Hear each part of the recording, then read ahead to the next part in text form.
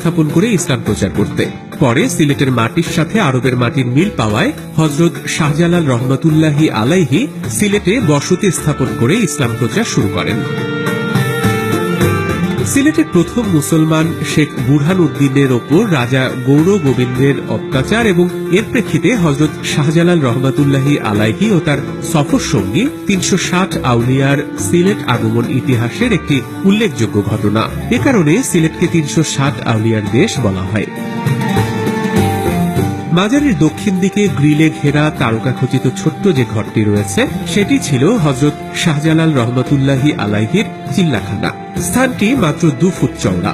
কথিত আছে তিনি এই চিল্লাখানায় জীবনের ২৩টি বছর আরাধনায় কাটিয়েছিলেন। মৃত্যুর পর সেখানেই তাকে দাফন করা হয়, যা হযরত শাহজালাল রহমাতুল্লাহি আলাইহির মাজার শরীফ।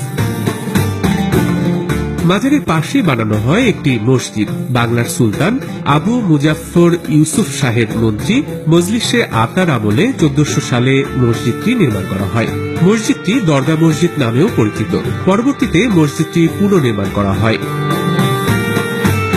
বাংলাদেশের স্বাধীনতা পূর্ববর্তী সময় পর্যন্ত মসজিদটি ছিল ৩ গম্বুজের একতলা মসজিদ। দেশ স্বাধীনের পর গম্বুজগুলো অক্ষত রেখে এর ঊর্ধ্বমুখী সম্প্রসারণ করা হয়। বর্তমানে মসজিদটি তলা। মসজিদে বর্তমান যে সুদৃশ্য মিনার রয়েছে সেটিও স্বাধীনতা পরবর্তী সময়ে নির্মিত।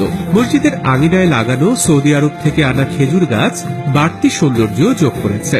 মসজিদের মিনারের ওপরে বড় করে লেখা আল্লাহ যেন মহান সৃষ্টিকর্তার শ্রেষ্ঠত্বকেই ঘোষণা করে। মসজিদের পার্শ্ববর্তী পুকুরে শত শত গজার মাছের জলকেলি আর আশপাশে উঠতে থাকা জ্বালালি কবুতর অন্যরকম এক আবহ তৈরি করেছে। মসজিদের ঠিক পশ্চিম পাশে একটি প্রাচীন কুয়ো রয়েছে। কথিত আছে কুয়োর সোনালী রঙের মাছ যিনি দেখতে পাবেন তার ভাগ্য সুপ্রসন্ন। হযরত শাহজালাল রহমাতুল্লাহি আলাইহির মাজারে নানা মানত নিয়ে দেশ বিদেশের বিভিন্ন স্থান থেকে আসে। পর তারা নামাজ আদায় করেন দরগা মসজিদে। মসজিদে নামাজ আদায়ে মিলে অনেক প্রশান্তি, এমন দাবিও অনেকের। রাঙ্গামাটি বাগাইছড়ি থেকে এসে এই মাজারের সবকিছু দেখলাম এবং জিয়ারত করলাম।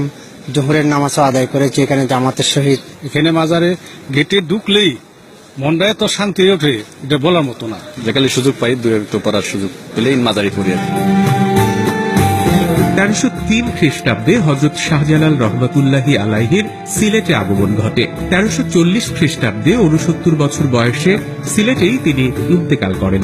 প্রতি বছর আরবি জিলহজ মাসের ১৯ ও ২০ তারিখ হযরত শাহজালাল রহমাতুল্লাহি আলাইহির মাজারে ওরস মাহফিলের আয়োজন করা হয়। দেশ বিদেশ থেকে মুসল্লিরা গিলাফ নিয়ে ছুটে আসেন পবিত্র এই মাজারে।